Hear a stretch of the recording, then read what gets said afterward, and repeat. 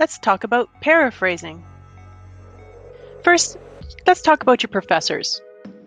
Your professors used to be fresh young students just like you. They followed their interests and their passions and eventually became experts on niche areas. That's why they were hired to teach you. They're published. They've also read everything you've read, so if there's a new name in your paper, you can be sure they're going to investigate it. They probably know personally all the researchers that you're using. It's a small world and a small niche area that they're part of. They still have to do research and publish. They might be using your paper for ideas for research, and you can't fool them. Even a brand new professor will have been researching the topic since you were in elementary school. They're looking for your original ideas and critical thinking to show them that you're connecting with what you're reading. Summarizing and paraphrasing are some of the ways that we achieve this. By now we know that copy and pasting isn't a shortcut we can take in higher education. Learning how to paraphrase is a technique that takes a bit of time to get used to, but soon you'll be able to do it second nature. We paraphrase to not only avoid direct plagiarism, but also similarity and patch writing. We want to show that we understand what we're reading and how it applies to whatever we're using it for, and to be able to express information in our own words. Here's a quick 3-step formula to paraphrase. Step 1. Look for words that we cannot change: names, dates, numbers, important things. Step 2. Look for words that we can change, synonyms that we can use a thesaurus to help us out. Step 3. Change the structure. We might have to change things like grammar or add connecting words and things like that. Step 3 is important. When we don't change the structure, charges of patch writing or similarity can happen, and those are forms of plagiarism and not excusable. Let's see how this works.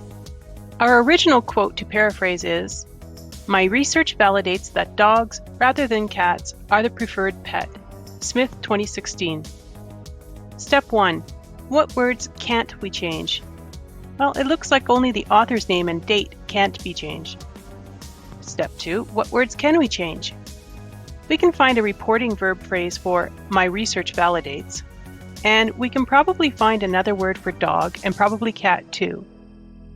We know that there are other ways to say prefer, and we can probably find a better way to say pet. There are lots of ways to say rather than. After using a thesaurus, we found some great synonyms. We like, according to Smith 2016 for the reporting verb phrase, canines for dogs, felines for cats, favored rather than preferred, domestic companion for pet, and as opposed to instead of rather than. Let's see how this looks.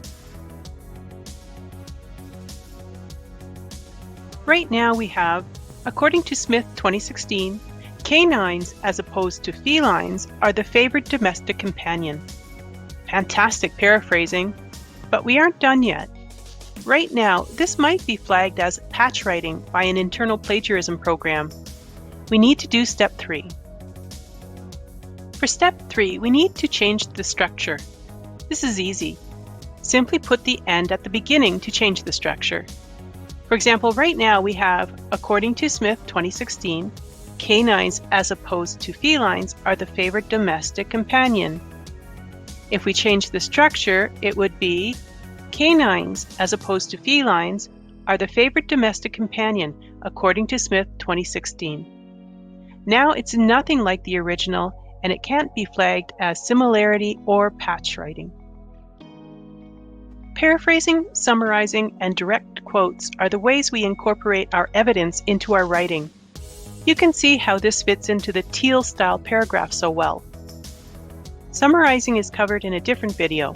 It might be tempting just to copy and paste a million quotes into our paper, but the rule of quotations is a maximum of 10%. So let's say we have a 1,000-word essay, only 100 words can be used as direct quotes. This is also covered in a different video. Once again, make an appointment with your institution's writing center so they can go over your paper with you. And keep reading. You'll see how other people write academically, and you'll be able to do it too.